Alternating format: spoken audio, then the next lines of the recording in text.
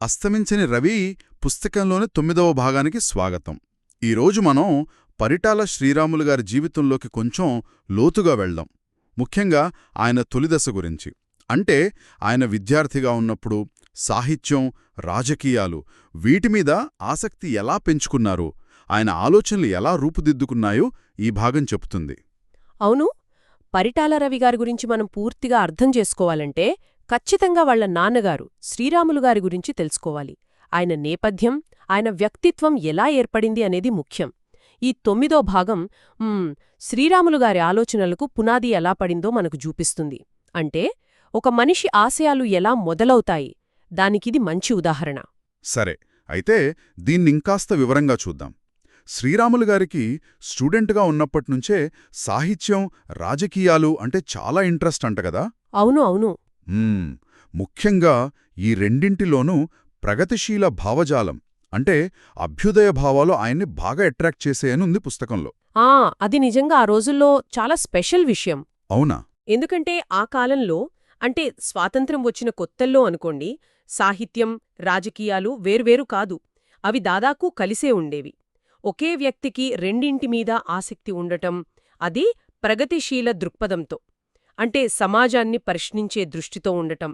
అది కేవలం హాబీ కాదు, వాళ్లలో ఉన్న సామాజిక స్పృహకు, బాధ్యతకు అదొక నిదర్శనమన్నమాట.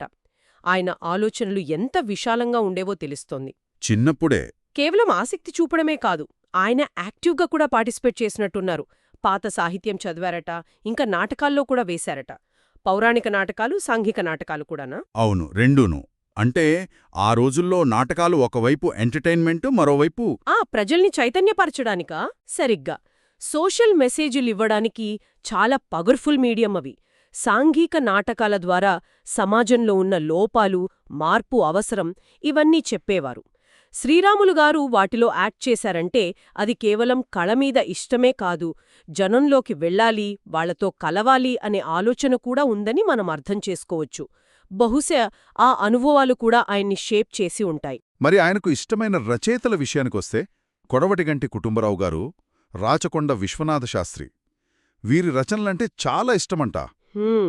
అలాగే మహాకవి గుర్రం జాషువా గారంటే కూడా చాలా అభిమానం. ఆయన పద్యాలు బాగా ఇష్టపడేవారట. ఈ ముగ్గురిని ఎంచుకోవడంలో ఏదైనా ప్రత్యేకత ఉందా?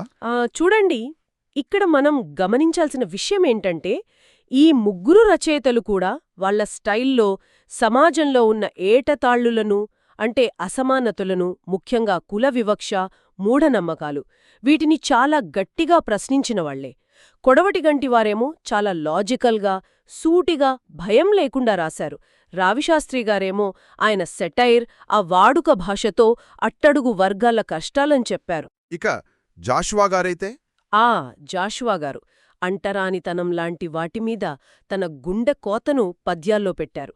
దళిత ప్రజల గొంతుకయ్యారు. శ్రీరాములు గారు వీరిని ఇష్టపడ్డారంటే అది జస్ట్ చదవడం కాదు, ఆ ఐడియాలజీని ఆయన యాక్సెప్ట్ చేశారన్నమాట. ఆయన ఆలోచనలు ఎంత ప్రోగ్రెసివ్గా ఉండేవో దీన్బట్టి అర్థమవుతుంది. నిజమే, వాళ్ల ప్రభావం స్పష్టంగా కనిపిస్తోంది. మరి గురువుల గురించి కూడా రాశారు కదా. మొదటి గురువు గడికుంటా గ్రామానికి చెందిన గొట్టిపాటి సుబ్బారాయుడు గారట. అవును, ఆయన దగ్గర పద్యాలు రాయడంలో మెళకువలు నేర్చుకున్నారనుంది. అంటే బేసిక్స్ అన్నమాట. అంతే. టాలెంట్కి ఒక పునాది వేయడంలో, దాన్ని సరైన దారిలో పెట్టడంలో గురువుల పాత్ర చాలా ముఖ్యం కదా. సుబ్బారాయుడు గారు ఆయనకు ఆ సాహిత్య పునాది వేశారని చెప్పొచ్చు. ఆ తర్వాత ఆయన మీద ఇంకా ఎక్కువ ప్రభావం చూపిన మరో గురువు గురించి కూడా చెప్పారు. నసనకోట స్కూల్లో టీచర్ కోతిర వాస్తవ్యుడు జోయ్ సీతారాం గారు. ఈయన చాలా ముఖ్యమైన వ్యక్తి శ్రీరాములు గారి జీవితంలో. అవును, శ్రీరాములు గారిని పద్యాలు చెప్పే స్థాయి నుంచి రైటర్గా, కవిగా మార్చడంలో ఈయనదే కీలక పాత్రానుంది జోయ్ సీతారాం గారి గురించి చెప్తూ. ఆయన చాలా రేర్ టాలెంటట. ఇంకా పాత పద్ధతుల్ని, మూసధోరణుల్ని ధిక్కరించే స్వభావం కలవారని కూడా రాశారు. ఇక్కడే జోయ్ సీతారాం గారి వ్యక్తిత్వాన్ని, ఆయన ఫిలాసఫీని చూపించే ఒక ఇంట్రెస్టింగ్ ఇన్సిడెంట్ ఉంది. ఆయన బిరుదుకు సంబంధించింది. హో, అవునా? ఏంటది? మామూలుగా గొప్ప కవులకు కవి కోకిల అని బిరుదిస్తారు కదా, కోకిల బాగా పాడుతుందని. అవును. కాని కాకిని మనం కొంచెం తక్కువగా చూస్తాం, దాని అరుపు అంత బాగోదని. నిజమే, కాకి అంటే కొంచెం చిన్నచూపే. అయితే ఒక సాహిత్య సంస్థ జోయి సీతారాం గారికి కవి కోకిల బిరుదు ఇస్తామంటే ఆయన వద్దన్నారట. వద్దన్నారా? మరి అంతేకాదు, తనకు తానే కవి కాకి అని పేరు పెట్టుకున్నారట. కవి కాకి అదెందుకలా? విచిత్రంగా ఉందే. అక్కడే ఉంది అసలు విషయం. కాకికి కోకిలకి తేడా చూడండి. కోకిల బాగా పాడుతుంది, కాని తన గుడ్లను కాకి గూట్లో పెట్టిపోతుంది, పిల్లల్ని పట్టించుకోదు. అవును. కాని కాకి అలా కాదు, అది సోషల్ బర్డ్. దానికి తిండి దొరికితే ఒంటరిగా తినదు, కావు కావు అని మిగతా కాకుల్ని పిలిచి పంచుకుంటుంది. ఆ పంచుకునే గుణం, ఆ సంఘీభావం కాకి లక్షణం. ఓ, అంటే పేరు గొప్ప కన్నా సమాజంతో కలిసి ఉండటం, పంచుకోవడం ముఖ్యమని జోయి సీతారాంగారి ఉద్దేశమా? కవి కాకి అంటే సమాజానికి ఉపయోగపడే కవి అని కావచ్చు. సరిగ్గా అదే. ఈ కవికాకి ఐడియా శ్రీరాములు గారిని విపరీతంగా ప్రభావితం చేసిందని పుస్తకంలో ఉంది. ఇది కేవలం బిరుదుని వద్దనడం కాదు, అదొక ఫిలసాఫికల్ స్టేట్మెంట్. నా గొప్పకన్నా సమాజానికి నా బాధ్యతే ముఖ్యం అని చెప్పడం. సమాజానికి పనికిరాని తెలివి కన్నా నలుగురితో కలిసి పంచుకునే మామూలు జీవితమే బెటర్ అనే గురువుగారి ఆదర్శం. శ్రీరాములుగారిలో ఆ సోషల్ రెస్పాన్సిబిలిటీని ఇంకా పెంచి ఉంటుంది. ఆయన తర్వాత తీసుకున్న నిర్ణయాలకు ఇదొక కారణం అయి ఉండొచ్చు. ఖచ్చితంగా. అంతేకాదు, జోయి సీతారాం గారి వల్లే శ్రీరాములుగారు కేవలం ఎమోషనల్ సాహిత్యం నుంచి సైంటిఫిక్ ఆలోచనల వైపు, రేషనల్ థింకింగ్ వైపు కూడా వెళ్లారని ఉంది. అది కూడా ముఖ్యమే కదా. చాలా ముఖ్యం. అంటే మొదట్లో పద్యాలు, పాత సాహిత్యం మీదున్న ఇంట్రెస్ట్. జోయి సీతారాంగారి పరిచయం తర్వాత మరింత క్రిటికల్గా, సైంటిఫిక్గా ఆలోచించడం మొదలుపెట్టారన్నమాట. అంటే కేవలం సాహిత్యం టేస్ట్ మారడమే కాదు, ప్రపంచాన్ని చూసే దృష్టిలో కూడా మార్పొచ్చింది. హేతువాదం, సైంటిఫిక్ థింకింగ్ వైపు మొగ్గు చూపడం. బహుశా ఆయన తర్వాత తీసుకున్న ధైర్యమైన నిర్ణయాలకు కావలసిన ఆ మెంటల్ స్ట్రెంత్ ఇచ్చుంటుంది. ఓకే, మొత్తం మీద చూస్తే ఈ స్కూల్ డేసు, సాహిత్యపు ఇష్టాలు, ఈ గురువుల ప్రభావం, ముఖ్యంగా ఈ కవి కాకి ఫిలాసఫీ, ఇవన్నీ కలిసి ఆయన పర్సనాలిటీని ఎలా మలిచాయంటారు? ఇవన్నీ పైకి చిన్న విషయాల్లా కనిపిస్తాయి, కానీ ఒక మనిషి విలువలు, సమాజంపై ఆయనకున్న అభిప్రాయాలు, రాజకీయ నమ్మకాలు ఎలా ఏర్పడతాయో చెప్పడానికి ఇవే బెస్ట్ ఎగ్జాంపుల్స్.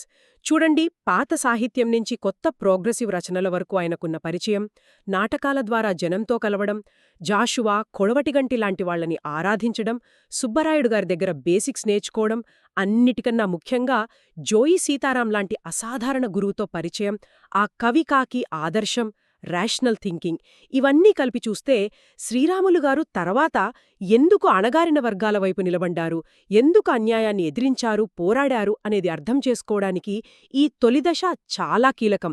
ఆయనలోని ఆ పోరాట పటిమకు, ఆ సామాజిక నిబద్ధతకు విత్తనాలు ఇక్కడే పడ్డాయనిపిస్తోంది. అంటే ఈ 9వ భాగం కేవలం ఆయన చిన్నతనం గురించే కాదు, ఆయన భవిష్యత్ యాక్షన్స్కి, ఆయన ఐడియాలజీకి ఫౌండేషన్ ఎలా పడిందో వివరిస్తుందన్నమాట. అవును, ఖచ్చితంగా. ఆయన తర్వాత లైఫ్లో తీసుకున్న నిర్ణయాలకు, ఆయన నడిచిన దారికి ఈ సాహిత్యం, రాజకీయాలు, గురువుల ప్రభావాలే ఒక కంపాస్లా పనిచేశాయననుకోవచ్చా? నిస్సందేహంగా. ఎవరికైనా సరే వాళ్ల పనుల వెనుక ఉన్న అసలు మోటివేషన్ తెలియాలంటే వాళ్ల ఆలోచనల మూలాలు చూడాలి. వాళ్లు పెరిగిన వాతావరణం, వాళ్లమీద ప్రభావం చూపిన మనుషులు, ఐడియాలు, ఇవన్నీ చూడాలి. ఈ 9వ భాగం పరిటాల శ్రీరాములుగారి విషయంలో ఆ మూలాలను మనకు చాలా క్లియర్గా చూపిస్తుంది. ఆయన ఆదర్శాలు ఎక్కడ్నుంచో రాలేదు, ఇలాంటి బలమైన పునాతుల మీదే కట్టబడ్డాయని మనకర్థమవుతుంది. ఈ విశ్లేషణతో శ్రీరాములుగారి వ్యక్తిత్వాన్ని, ఆయన ప్రయాణాన్ని అర్థం చేసుకోవడానికి నిజంగా ఒక కొత్త డైమెన్షన్ వచ్చింది. కేవలం లీడర్గానే కాదు, ఆయన ఆలోచనలు ఎలా తయారయ్యాయో తెలుసుకోవడం చాలా ఇంట్రెస్టింగ్. అవును, ఈ భాగంలో మనం చూసిన విషయాలు అంటే శ్రీరాములుగారి సాహిత్యం, రాజకీయాల పట్ల ఆసక్తి, గురువుల బోధనలు, ఆయన ఇష్టపడ్డ రచయితలు, ముఖ్యంగా ఆ కవి కాకి ఆదర్శం, ఇవన్నీ కలిసి ఆయన భవిష్యత్తులో ఎలాంటి దృఢ సంకల్పమున్న వ్యక్తిగా మారబోతున్నారో సూచిస్తున్నాయి. పుస్తక జ్ఞానంతో పాటు సమాజంతో డైరెక్ట్ కాంటాక్ట్, కళల మీద ఇష్టం, ప్రశ్నించే తత్వం, హేతుబద్ధత, ఇవన్నీ ఆయన్ని ఒక కంప్లీట్ పర్సన్గా, ఒక ఫైటర్గా తయారుచేశాయి. ఒక వ్యక్తి జీవితంలో తొలి దశలో ఏర్పడిన అభిప్రాయాలు, ఆదర్శాలు, ప్రభావాలు వాళ్ళ మొత్తం జీవితాన్ని, వాళ్ళు ఎంచుకునే మార్గాన్ని ఎంత బలంగా ప్రభావితం చేస్తాయో చెప్పడానికి శ్రీరాములుగారి జీవితం ఒక ఉదాహరణ.